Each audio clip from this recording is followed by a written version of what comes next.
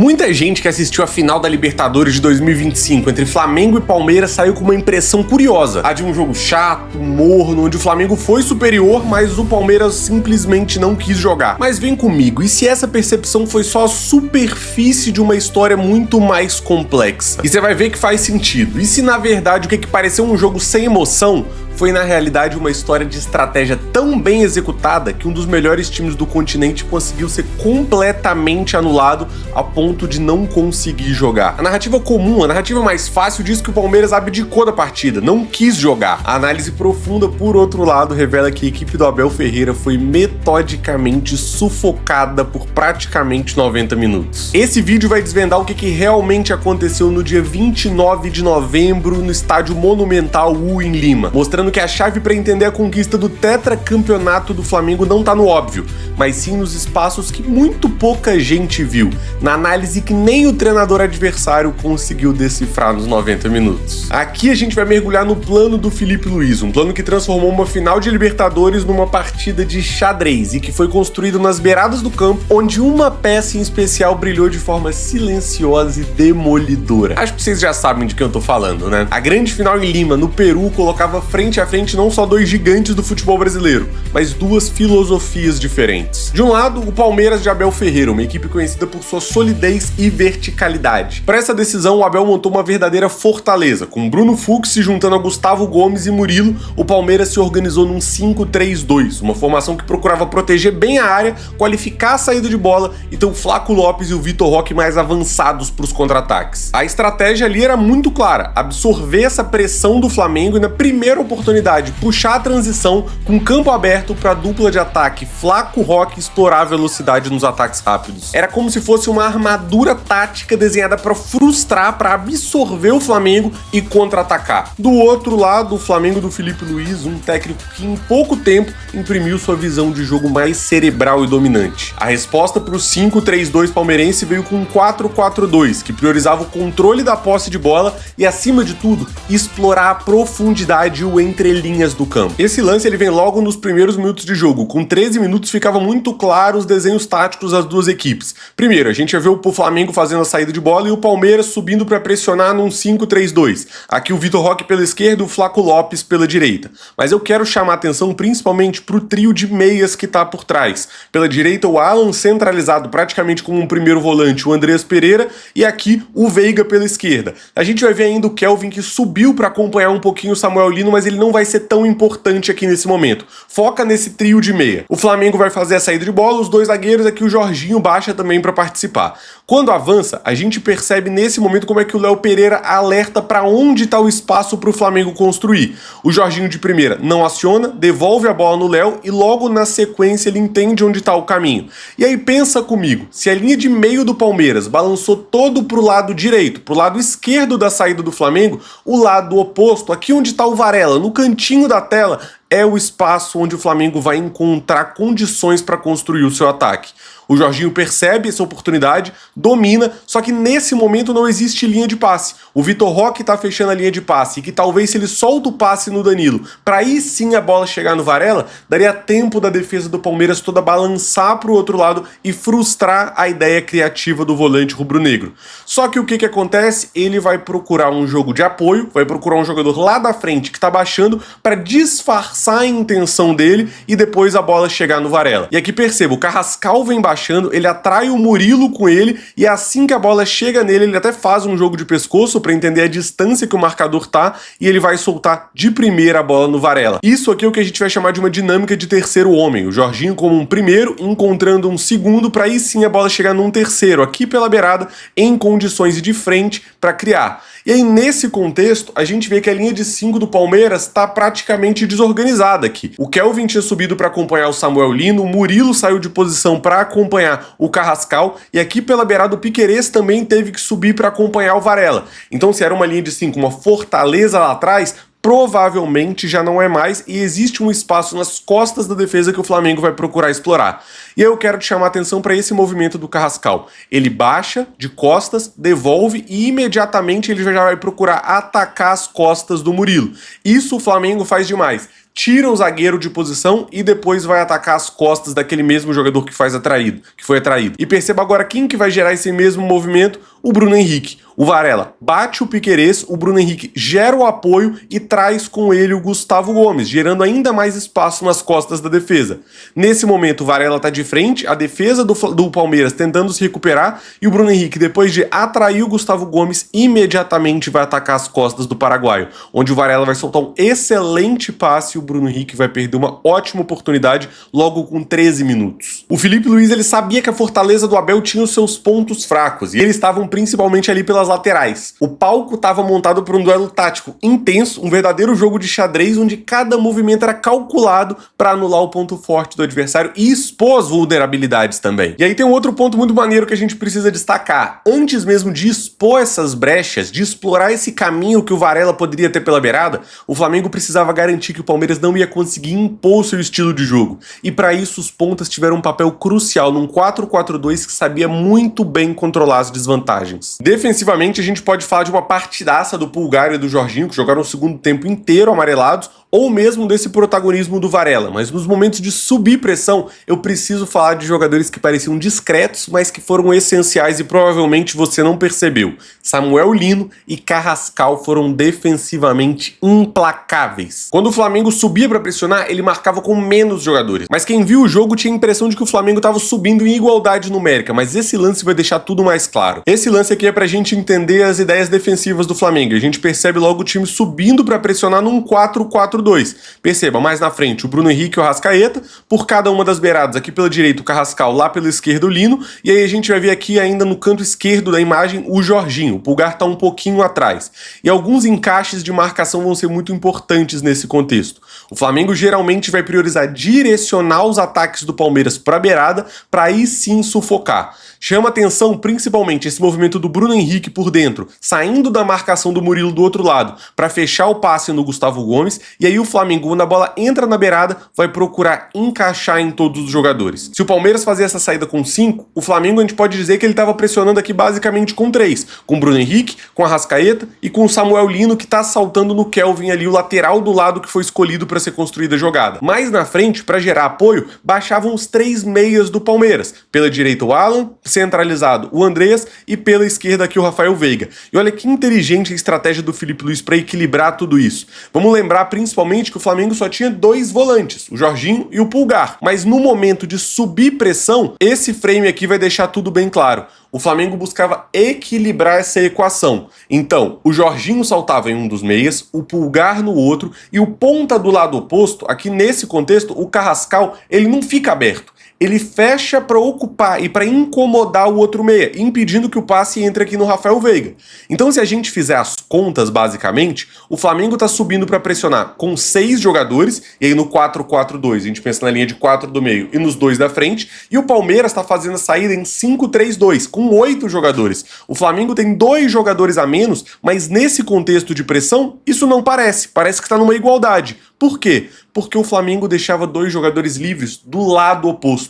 Lembra que o Bruno Henrique saiu do Murilo para tirar a linha de passe para o Gustavo Gomes, a linha de passe mais próxima? O Murilo sobra. E o Carrascal deixou o Piquerez para ir no Rafael Veiga. Ou seja, a linha de passe está no lado oposto, o jogador portador da bola está constrangido, não tem essa facilidade de trocar de corredor, e onde o Flamengo mais vai incomodar. Força a bola longa, e aí, se o Flamengo lá na frente está em inferioridade, mas consegue gerir isso muito bem, no campo de defesa está numa superioridade excelente. Tem os 4 defensores contra só 2 atacantes do Palmeiras, o Flaco e o Roque. E aí, nesse contexto, o Flamengo se saiu super bem. Nas bolas longas do Palmeiras, o Flamengo evitava e recuperava, impedia, cortava da raiz a saída de bola do Palmeiras. E aí, por falar numa conquista tão memorável, a melhor forma de eternizar esse momento é com o manto sagrado que fez história. Para garantir a sua camisa do Tetra, o lugar certo é a Foot Fanatics, a melhor loja de artigos esportivos e parceira aqui do perfil. E olha que legal, eles prepararam uma condição especial pra gente. Você usando o cupom CYBERUP, que tá aparecendo aí na tela, você já garante um belo de um desconto. E se você pagar no Pix, o desconto é ainda maior. O mais legal é que muito provavelmente quando você estiver assistindo esse vídeo, já vai ter lá no site a opção disponível para você colocar o patch aqui no meio da camisa,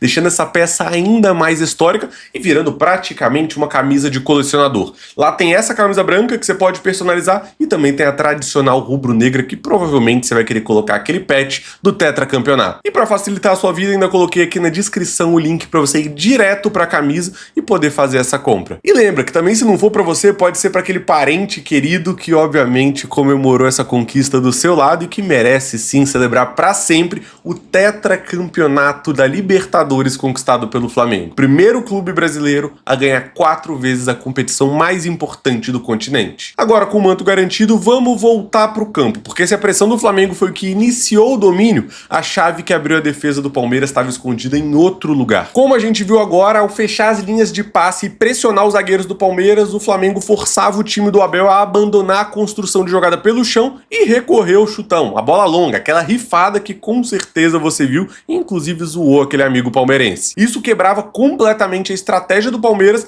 que dependia de uma saída de bola qualificada para acionar os atacantes que estavam lá na frente e esperando para explodir em velocidade. O Flamengo sabia exatamente quando e como pressionar, transformando o campo de defesa do Palmeiras numa armadilha. Aquela percepção de que o Palmeiras não quis jogar começa a se desfazer aqui. A equipe do Abel Ferreira estava, na verdade, sendo ativamente impedida de construir suas jogadas, asfixiada por um sistema de pressão que foi o primeiro passo do plano mestre do Felipe Luiz. Com o Palmeiras neutralizado na sua saída de bola, aí vem a segunda parte do plano, a hora de atacar as vulnerabilidades dessa armadura. E aqui a gente entra na grande revelação do jogo, o segredo que passou despercebido pela maioria das pessoas, a exploração magistral dos espaços na beirada do campo. Eu te mostrei no primeiro lance aqui do vídeo a saída de bola em que o Bruno Henrique perde uma oportunidade logo do início da partida, e que resume todo o protagonismo que o Varela estava procurando para si. Ele era não só um jogador destacável defensivamente, como ofensivamente foi muito importante para explorar um espaço entregue pelo Palmeiras, as beiradas do campo. Por isso que eu trago aqui a prancheta para deixar tudo mais claro. Primeiro, a gente já vai montar o Flamengo aqui nesse 4-4-2 que vai esclarecer sua cabeça. Começa com o Rossi no gol,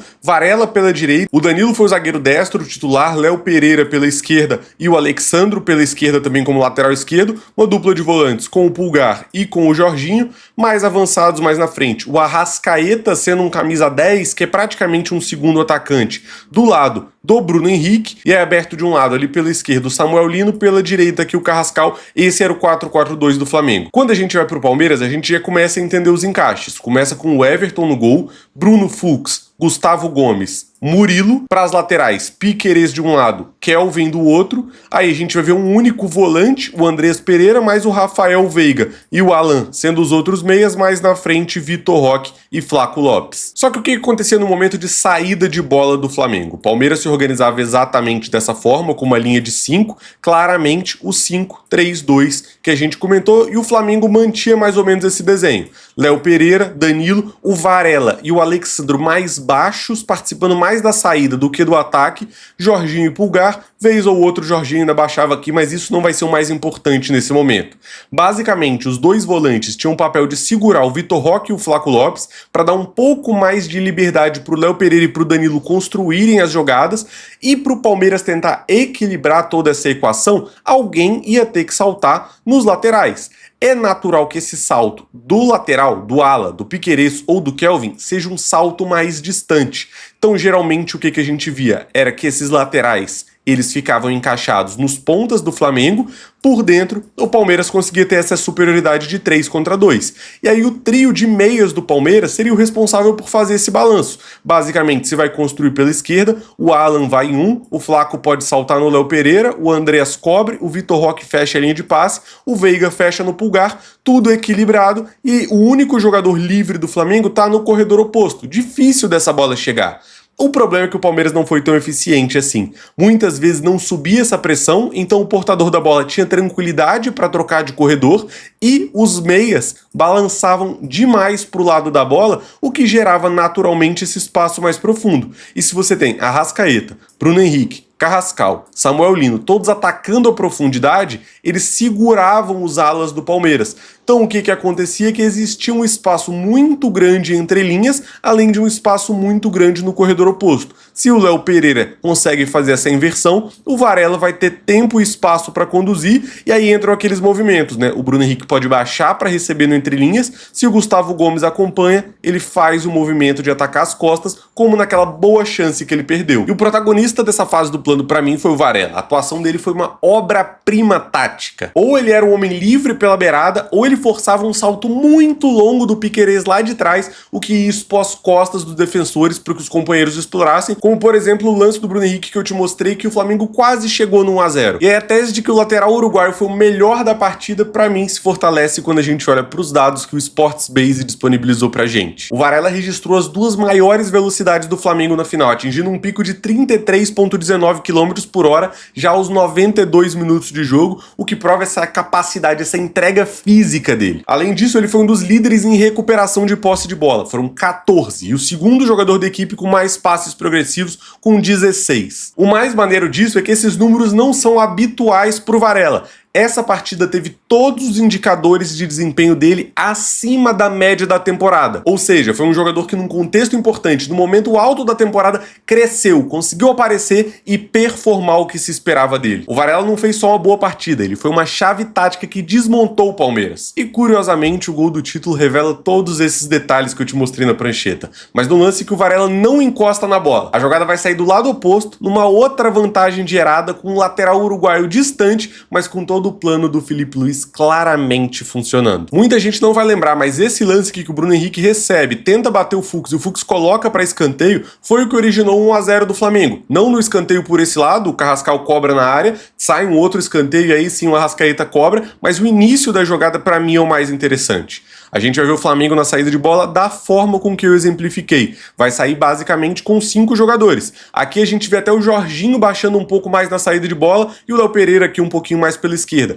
Mas vai manter aquela estrutura com 5 não, com 6 jogadores, né? Os 2 zagueiros, os 2 laterais e os 2 volantes aqui, o Jorginho um pouco mais baixo. E aí olha que interessante, o Flaco e o Vitor Roque basicamente mais atentos aos volantes do Flamengo e o Palmeiras todo balançado para esse lado da bola. Olha os 3 meias, eles não estão ocupando toda a amplitude do campo. 3 jogadores é muito pouco para ocupar toda a largura. E obviamente, quem vai estar livre lá do lado oposto é o Varela. Nesse lance ele não vai ser o beneficiado da jogada, mas bem que poderia. O Flamengo vai procurar outro tipo de construção e eu quero te chamar a atenção para o Alexandro aqui embaixo já sinalizando. Parece que ele pede para o Samuel Lino ficar lá na frente porque vai ter uma vantagem gerada. Com o Alexandro colado na linha lateral e o Léo Pereira tendo tempo e espaço para conduzir, já que o Flaco Lopes pressionava o Jorginho e o Vitor Roque estava mais atento ao Danilo e ao Pulgar, o Léo Pereira, com toda a capacidade dele de construção, vai perceber uma oportunidade. Se o Andreas estava um pouco mais distante e o Alan colado na lateral, existe esse intervalo por dentro para o Flamengo progredir,